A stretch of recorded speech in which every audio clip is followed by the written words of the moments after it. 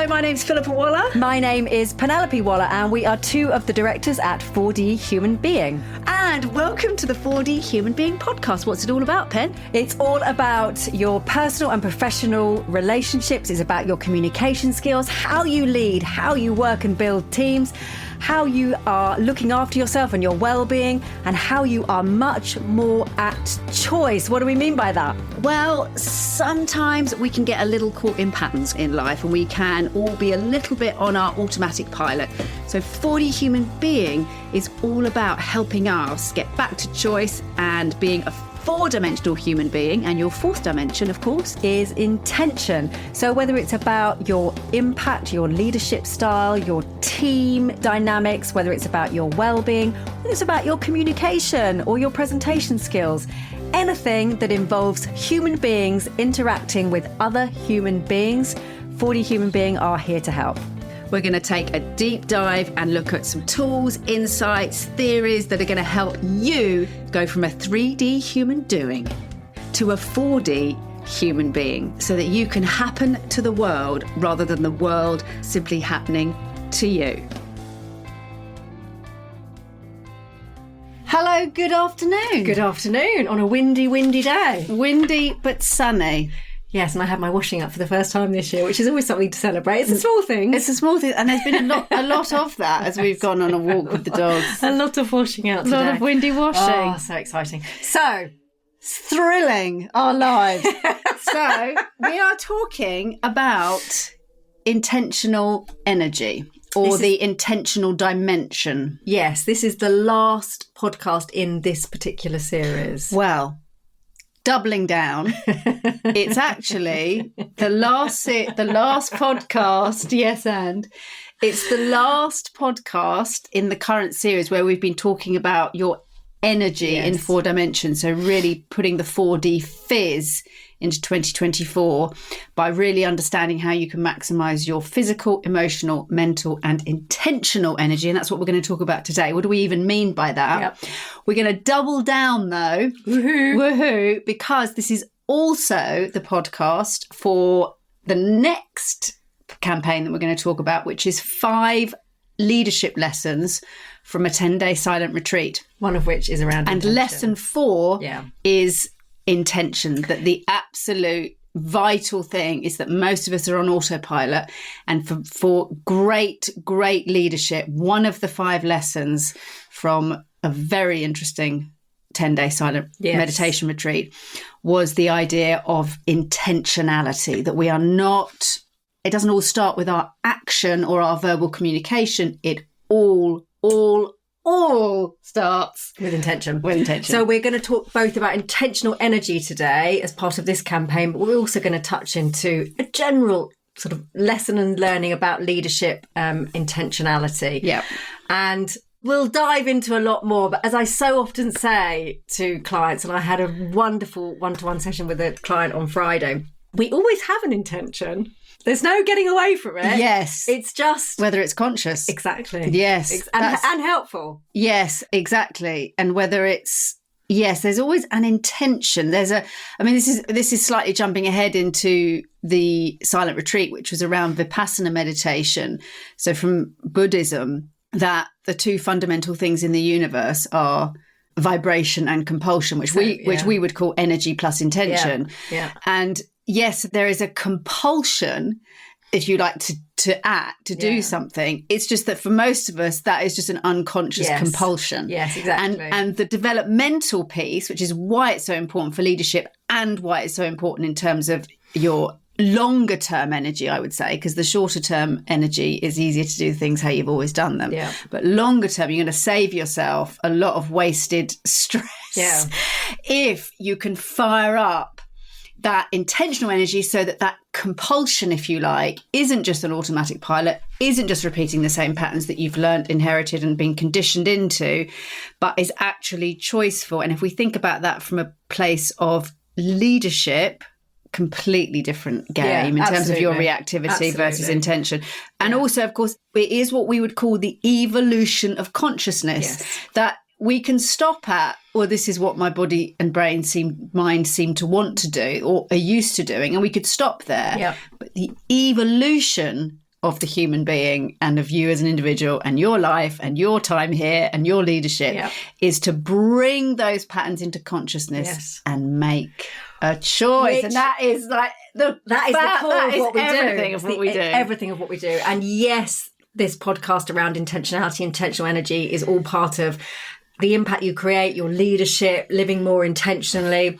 And going back to what you just said, Phil, if you look up the work, for example, of Robert Keegan, you could also argue from a much broader perspective that our responsibility for our part of the human journey is to try and evolve consciousness. That really is it. If we can just wake up a tiny amount, we've done our job in terms of the evolution of consciousness for the next generation. Absolutely. And that's really all we need to do. Honestly, it's so true though, isn't it? There is nothing else really. I think it's, that for me is so glorious though. What an exciting journey to kind of go, we talk about it in psychotherapy of breaking cycles. You're not just in your pattern, you're in your inherited pattern that your mother, father, grandfather, grandmother, that you've probably got, there's traits that are just continuing. I mean, we talk about it a lot with family members. You can see it. It doesn't make it easy. It's not easy. No. And you and I have had some really good conversations about this recently, so we'll touch on that. It's actually, you can't just go, all right then, well, I'll just start doing things differently. Yeah. Because it's like learning to play the piano or something. You're going to have a period of time where you're not going to do it very well, or you're going to go back to the old way. But it's that tenacity to stay with it. It's at the centre of everything, and it is at the centre of our 4D2C model, our 4 dimensions 2 context. It's the absolute centre that is pushing out into the world, making conscious choice and decisions and intentionality about what you're going to say, what you're going to feel, what you're going to think, how you're going to behave, how you're going to live your life, how you're going to impact other people. So this for me is a hugely important podcast and sits at the core of everything. We'll try to be nice and structured and concise. Yeah. We believe it or not, we do have structures to the podcast. So let's talk about what we even mean by intentional energy. You've mentioned that we're on autopilot a lot of the time. Daniel Kahneman, who recently passed away, recently died. Yeah. His book is definitely, thinking fast, thinking slow. System 1, System 2. System 1, we're in pattern. This is the brain systems. And System 2 is the awake part of the awake part. Yeah. Now, the important thing to say about that is when we're talking about intentional energy, we have to accept, it's a bit like physical energy, I suppose, that there is an initial effort required. Yes. We are not promising here that by tapping into System 2, it's easier. Actually, it feels more effort initially. Yeah. But because you're rebuilding patterns and neural pathways. Yes. So it's like the game we play sometimes in the room where we get people to count to 3 in pairs. And it's surprisingly harder than you think it's going to be because it's an unfamiliar pattern. And it feels clunky and it feels slow. And this is your brain trying to understand what this new pattern is. And that's the same with new intentionality. When you're changing a pattern, setting a new intention, it can feel a little bit challenging. So there is that little paradox. Yeah. With any energy, really, because if you think about physically, but it's like doing a new sport. Exactly, that's exactly what I was thinking. That of course, it's that you get tired. If you're not fit, you're going to be tired and having a puffing and don't know how to play the game. Yeah, or you're going to be reluctant to go and do that park run or that walk, and it's effortful. And we've talked about that recently. And so actually that requires quite a lot of energy because it's quite hard. Yes, it's going to initially take more energy to put your trainers on and start doing a couch to 5K. But once you've started to do that dog walk is not going to be as effortful. Exactly. So and it's the same with your intention. Yeah. So that's your intentional energy. And in terms of your intentional leadership, this is all about being at choice. This is all about going from reactivity to intentional response. And creativity. Exactly. Being creative with your choices, being awake to them so that you are not just playing out patterns over and over again when someone doesn't do the thing that you want them to do. And it is exhausting being caught in those cycles. Well, it's exhausting and it can also be really frustrating. So I read somewhere recently about thinking about speed and direction in leadership. And it's all very well having lots of speed and getting things done and making lots of noise and having lots of conversations. If you haven't got a direction, if you haven't got an intention, don't be surprised when you and your team don't end up where you wanted to end up. Yeah. So think about the intentionality and the direction before you start pedaling really fast, because otherwise it's exhausting and you end up going nowhere. Exactly. So, Pen, I'm going to over to you now. I've got a note circled with your name on. Oh, lovely. Lovely. So it's moving from the dance and the trance. Ooh. Yeah. Isn't it? Actually, when we're asleep, we're in a trance, and we usually get caught in a dance. Yeah. To choice, and you talk about, and we usually that involves blaming, complaining, victim energy. Yeah. It will have resentfulness in it. Resentment in it. Angry, powerlessness, helplessness. Yeah. All of these things that are so draining because we don't feel like we've got choice. And those behaviours very often mirror those unconscious intentions that sit underneath lots of our decisions and lots of our behaviours that we're completely unaware of. Things like wanting to be right, wanting to win, wanting to do things well, etc. And so then if we can't do those things, then we're angry or feel helpless. So I very often say there's basically 3 ways to live your life. So the first one is the world is happening to you and you are victim to it. You know, it's not what you want in the world, but you're victim to it. The second way to live your life is the world is happening to you. It's not what you want. So you kind of blame, complain, fight it. Yeah. And the third way to live your life, which is what we would say is an intentional way to live your life, is the world is happening to you. There's something about that you don't like. Your life is not unfolding as you would want. You change something in yourself in terms of how you think, how you feel, how you behave. And that's really about your intentionality. What are you going to do, think, feel and say? And we have to pull it back to ourselves in terms of our intentionality because we can't force other people to change their behaviours. But if we set an intention and change something about ourselves, it's very likely that they will then change something else. And then that path of our life will go in a different direction. When you talk about bring it back to yourself, from that Vipassana meditation, Buddhist perspective, you can't change necessarily what someone else does or what event happens or the curveballs that come in. Like, of course, not by telling them or hoping. Exactly, we can't. If a close one gets ill, like we can't change those things. But you are 100% responsible for your own response, and I think that is. But it's powerful. It's so powerful, and you can almost feel when you first hear that, you go, yeah, but they were real. They were such an idiot. They shouldn't.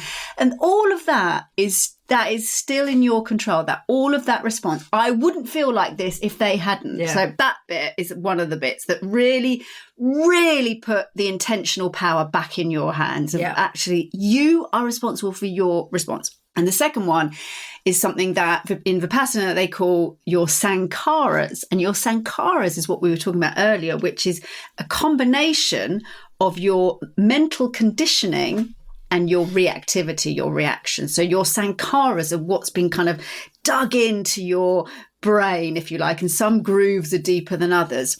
But you don't even think about. You don't even think about them, exactly. They talk about them, some are like kind of a sort of slicing your hand through water, some are through sand and some are through rock. And, and we all know the ones that will just feel so deep. Yeah.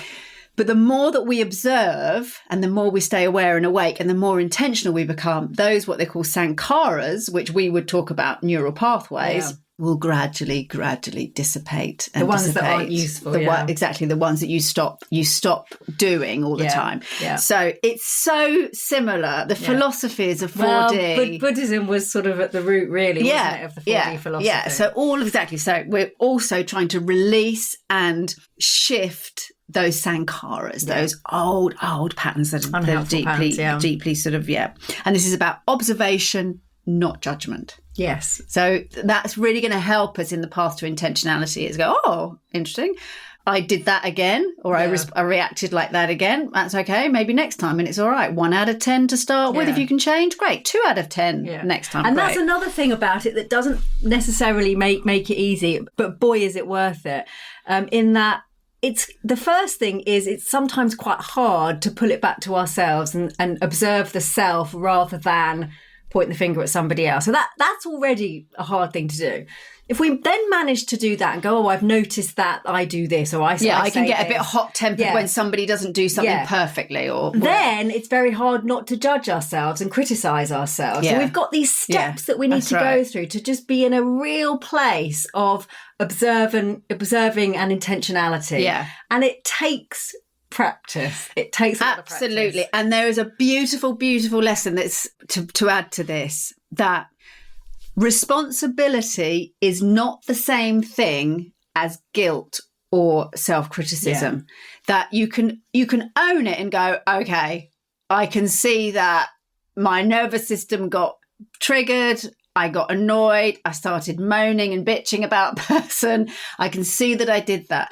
You do not then need to drown yourself in a sea of guilt. Yeah. They're not the same thing. No. That you can really pull those apart, and they get collapsed into one thing, which again I think is another obstacle that stops us becoming more intentional. Yeah, definitely. So why bother with this? Well, because basically from the perspective of Buddhism, Vipassana meditation, retreat, this is one of the lessons. The word again and again is liberation, because you will be liberated. And we would say something similar. You will live much more freely, much more at choice, much more you will happen to the world. Much more in the present as well. Yeah, much more in the present. I think very often when we're caught in those old unhelpful patterns, it's either because of things that we've brought from the past, or it's wants, desires, expectations, that gap we talk about between how the world is and how we want the world to be. Absolutely. If we can just be with what's happening now, it's freeing. Yeah. Quite honestly. Yeah, exactly. And when you do the work at the intentional level, the deep level, then you haven't got to think about 300 different behavioural responses. Yeah. Because as we said at the beginning, everything starts from intention. So one of the examples given on the meditation retreat was that the action of you've got a knife, and the action of slicing open somebody's stomach, that could be done by a mugger or a surgeon. But they have very different intentions. Yeah. One is to harm and hurt, and one is to heal and help. Yeah. So it all starts with intention. So once we tap into the intention, again, it's like a domino effect on all your other dimensions in terms of the energy that you're saving. And if we think about this in terms of really tangible pieces like communicating in meetings or presentations, if you are clear on your intention in that space, the stress of preparing for that presentation, and the stress if anything goes wrong, or someone has to leave the room, or the PowerPoint goes down, you're going to lose all of that wasted energy because you're clear about your intention. You can communicate from that place with nothing. Yeah. A quick word from us at 4D Human Being. If you're enjoying the show, please do click follow so that you can have the 4D Human Being podcast instantly in your feed. And we'd love it if you liked and reviewed us. Let us know what you think. Please do think of one or two people that you could share the 4D Human Being podcast with. Somebody who would really benefit from the content you're listening to right now. Back to the show. It's like thinking about yourself like a tree with roots down into the ground. Yeah.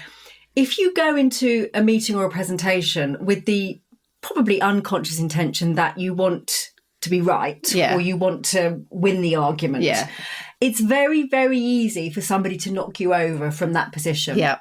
Whereas if you've got those roots nicely grounded in your intention, and you know what it is. Yeah, I want to be collaborative. I want to have a really useful, open conversation with the people sitting in front of me.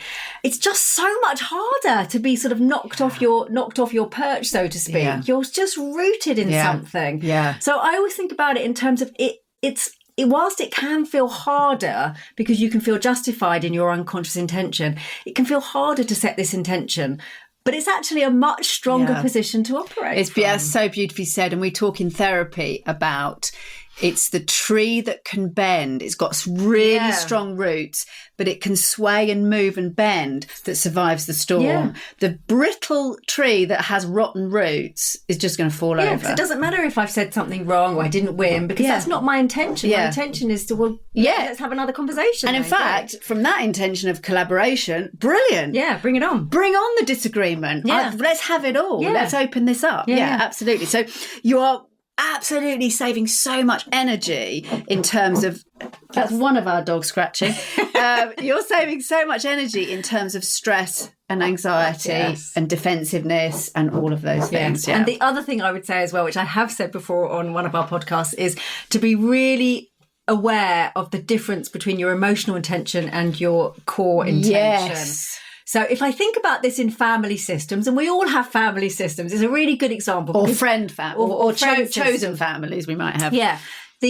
That's often where the emotions can rise.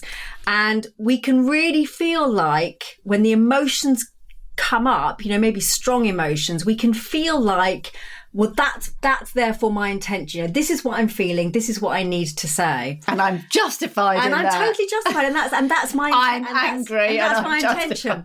I would always try and pull back. Sort of rise up out like a helicopter and look at that emotional intention and just think, is that really my core intention? So I might be annoyed with somebody in my family, but if I pull back, my intention for my family is that they grow, they learn, they collaborate, they get on well together, whatever it might be. So just check in. Well, you gave a really good example of this earlier, where you said you wrote an email and then you paused and you stopped and you thought, actually, this content is sort of right in terms of how I feel. Yes. And I felt quite justified because I felt that the other person had actually not done the right thing. So I thought, I'm just going to point that out. In terms of how you felt, it was spot on. Yes, but I pulled back. Yeah, and thought, actually, what is my intention towards all parties here? And that wasn't the email. No, and that did not sit with how I felt in that moment. So I just deleted that paragraph. Yeah, but for me, that is such a good example of what we don't always do, whether it's leadership, whether it's a team member, a colleague, or a personal friend. I still kind of know that I'm right, but it's not the point. Well, but this is because that's not useful. Well, exactly, but you're right from what you feel. Yes, from my perspective. and feelings, they're totally valid, and that this is something again coming from the lessons in leadership from the silent retreat.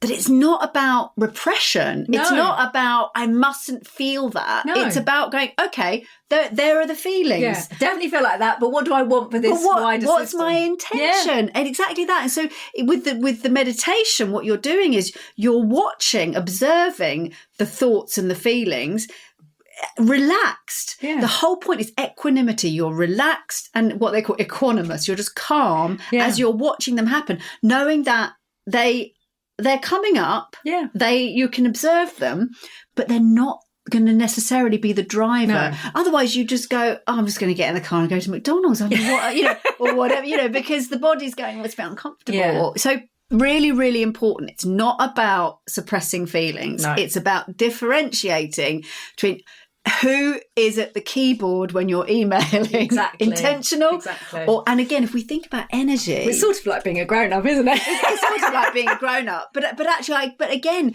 the ego and the feelings of the emotions, they're strong. They're sneaky. Yeah, they are. They go, no, but we're right. Yeah. We're definitely right. We've got law on our side, or we've got moral, righteousness on our side. I've got another email to demonstrate that I said that exactly. Before, or we've got the facts on our side, or my friend said, or everybody I know, So it's very, very sneaky. But that is the big difference. And if we think about energy, again, when we press send on those emails that come from emotion, we have just opened up a whole heap of energy wasting because we've got to now cycle through that. And you'll get an email back. You'll get an email back. You've now got to deal with what's coming back. So, it's all very well when emotion gets the driver's the wheel, but they are giving you a heap of work, that part of you. So, okay, one of the things I want to say before we put down some tips around really firing up your intentional dimension so that you are both saving energy and leading and collaborating from a much more intentional space is the idea of daily practice. That because it's the New Year's resolutions after Christmas, isn't it? Where you just think, I'll just write that down and then I'll hope that happens this year. But it's the daily practice. Well, I felt like this when we had our wonderful holiday in Thailand earlier this year. I mean, I was pretty bendy on that holiday. Like I could almost sort of cross my legs and lean forward and lay flat on the ground. And I thought, right, this is who I am now. This is done. This is done. I am someone. I've had a few days in Thailand. Who can now lean over flat on the ground. And you were at that time. And I was. I thought, right, I'm going to do this. Yeah. And we're now in March. Yeah. And I haven't. Well, except you did yesterday. I did yesterday. So I'm gonna reset my intentionality around it. But it does take practice. It takes practice. But the thing about it is that if we can get out of the mindset, and this is so important in terms of even getting ourselves to a place where we've got a choice, where we've got a fork in the road that we can even make the choice, is the mindset of moving from the mindset of, I haven't got time, I've got to do that thing. Like that whole energy is already it's not going to happen. And also moving from the mindset of it's hard or I need to be at that end goal. Like I need to be the most amazing yogi where I can stretch and move in every possible position. Because we looked at that wonderful Michelle. Well, yes, exactly. It was Michelle Obama talking about what she says to her kids. Daily practice. Yeah, every day you are practicing who you're going to become. So if you are practicing today complaining and moaning and I can't be bothered, that's who you are. That's who you're rehearsing becoming. So if you think about it like an actor in a play, that's the role that you're rehearsing for, and that's going to be your starring role in the West End or on Broadway. Brené Brown says, which I love, authenticity is the daily practice of letting go of who we think we're supposed to be and embracing who we are. And that really speaks to where we started, which is the difference between the conditioned, learnt, I should be this, and that's who I should be in the future. I should be, I don't know, powerful, successful, and have high status or whatever it is. And then you've just got a heap of frustration because you don't fit in the gap. Yeah. And actually is to every day be living to who you are. And that will really speak to one of our tips, which is around understanding your values. And can you see them every day? Yeah. Like if your value is kindness, where is it? Every day? Exactly. Yeah. So I love those. Absolutely. So it's daily practice. And so it's shifting from that mindset of, how am I ever going to get back to being as bendy as I was in Thailand? And actually thinking 5 minutes. Yeah. That's all I'm going to do. That's my intention every day. It's tiny, I've got my yoga mat out in my bedroom. It's going to happen. David Whyte has this beautiful poem. I think it's called Stay Close. It's certainly got those words in it, and it's all about, he says something like, take one step, don't take the second, just take one. And it's all about stay close. And the whole point of the poem is around, if you run ahead and think I've got to do 20 steps, you won't ever do it. Just take one. Don't take another step, just take one. And that for me is a really good mantra for daily practice. Well, also because your next intention will be taken from that one step ahead, and then your next intention will be taken from one step ahead. So like you say, it's the daily practice that's just gently moving you forward with intentionality through your life. Exactly. So not always easy. It's not always easy. That really reminds me of improv, that the whole point of the yes and is that you're yes-anding the last suggestion. You're not yes-anding the first suggestion of the scene. You've got to stay or you're not present, trying to finish the scene. Or trying to finish. You're just with the person that you're with, and you're just building on the last thing that's happened. Exactly. And that is going to shift and change. Exactly. So tips and techniques. So let's start with that one, because that really speaks to the intentional leadership. Is, can you work out, can you understand, can you kind of take a quick, I mean, we do a value stack, so you can write 10 values down and you can quickly tally chart them to go, which is more important. So can you identify 3 of your most important values? So if you think about anything from kindness to respect to creativity to fun to playfulness to leadership to any number of values that you could have, which ones for you feel like the most important? Honesty, etc., etc. So it goes on. Circle those 3. The 3 that you think those definitely speak to me. That's either who I am, who I want to be. I would not want to be a person who had those any lower on the list. Now look at maybe your day yesterday.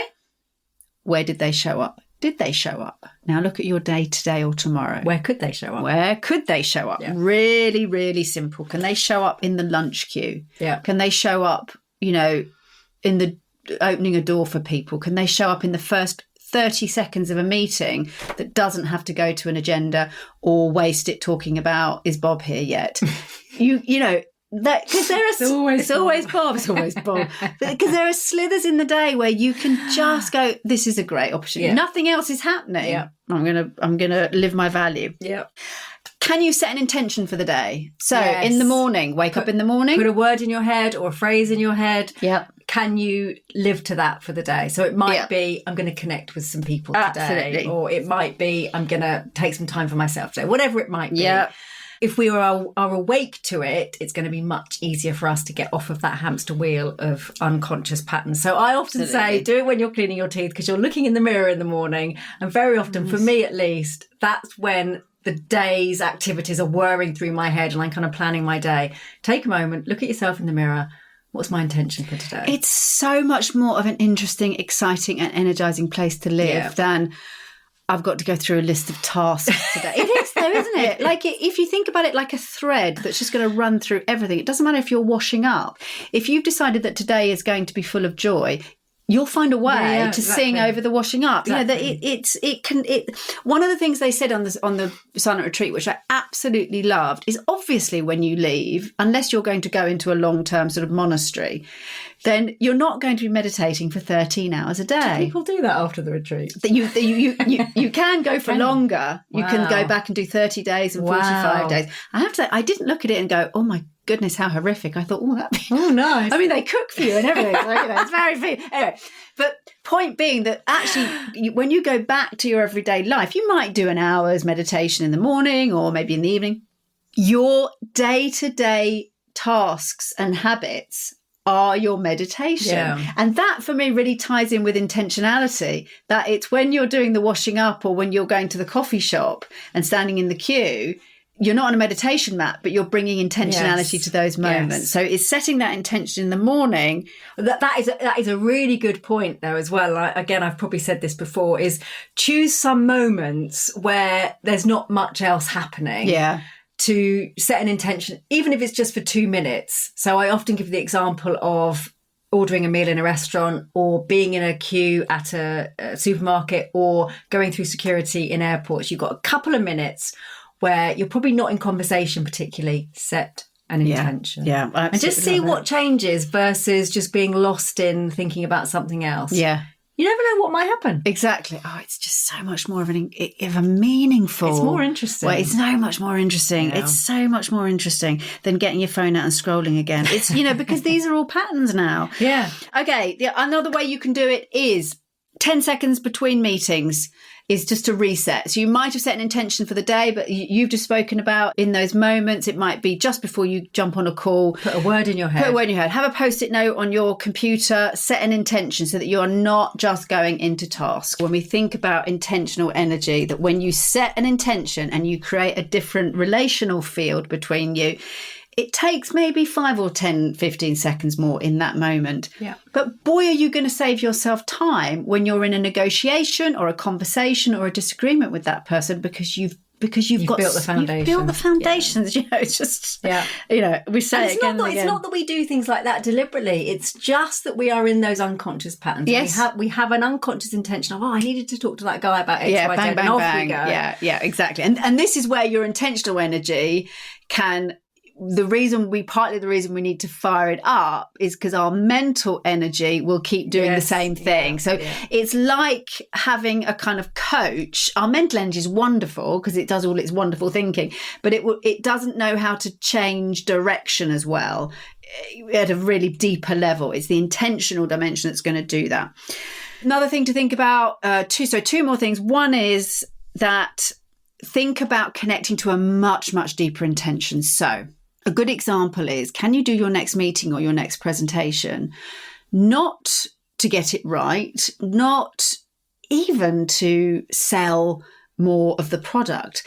Can you do it for your child or your friend or your spouse or partner? Can you do it for a community? Can you do it for the deeper value that serves in terms of helping people? I think I've spoken about years ago, I was collaborating with a company who were looking to hit a certain target, and that's the intention that they'd set.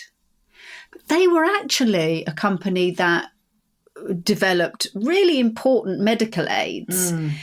And when we set an intention of making people's lives so different and so much more comfortable, that's a very different place to innovate from than we need to hit a different target. So can you, even though it might not feel connected, imagine walking onto a platform to give a presentation, and in your heart, in your guts, from your intention, you're doing it for your kid. You're doing it because you want them to be proud. It's such a different feeling, isn't it? Yeah. And finally, once you've started to work your intentional energy, your intentional leadership, challenge yourself and set an intention towards somebody who has got your emotional part furious at the wheel, and you've written them off, or you've decided that that's never going to work. They're a difficult person. You don't want them in the team. Set an intention towards them. Set almost an intention of, what if I just did curiosity or care or openness. Yeah, exactly. Dig deep. Connect with the human being in front of you, and just see what happens if you set a different intention towards the person that is the real tricky one. That is like, it's such an interesting one in terms of when you feel powerless and irritated, and when you tap into your intentional dimension, suddenly you're powerful in a very different way. Yeah. Okay, so those are our tips. Woo! Very nice. On intentional energy. So go happen to the world. Don't let the world happen to you, and become much, much more of a 4D human being. Be intentional. Thank you so much for listening to this episode of the 4D Human Being podcast. We hope you enjoyed the show. Do take on board some of the insights, tools and tips, because every time that you try something new to get back to choice, you are making a vote for the you that you want to become. And I love that phrase, Pen. I do too. And please do share this episode with somebody that you know would really benefit from the lessons and learnings we've been chatting about today. And of course, if you're interested in more from 4D Human Being, do get in touch. We run workshops, trainings, online, in person, conference events and keynotes. We've got the 4D On Demand platform for your whole organisation. And we do have a free Essentials membership where anybody can sign up for absolutely free to access some of our insights, tools and tips. So do get in touch with us if you'd like to hear more. We cannot wait to hear from you and to carry on the conversation.